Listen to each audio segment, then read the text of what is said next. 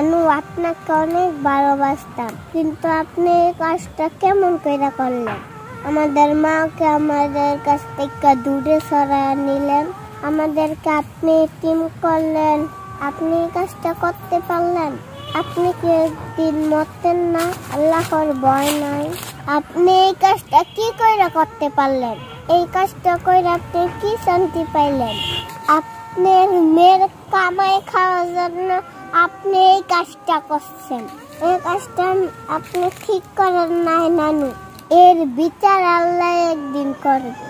আপনার তো আরো 3টা মেয়ে আছে, তাদের তো ঘর ভাঙাইলেন না, শুধু আমার মাকে নিয়ে গেলেন।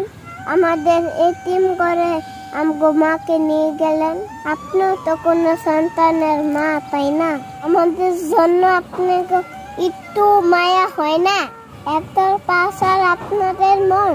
আমার মাকে নিয়ে আপনি কি করছেন বলেন তো? আমার মাকে নিয়ে আপনি আরেক বেডের কাছে দিয়েছেন। আমরা সব রেকর্ডিং শুনছি। এখন গার্মেন্টসে কাজ করাইতেছেন শুধু আমার মার কামাই খাওয়ার জন্য। নানু, আপনার বিচার আল্লাহর কাছে দিয়ে রাখলাম। আপনার বিচার আল্লাহর কাছে দিয়ে রাখলাম।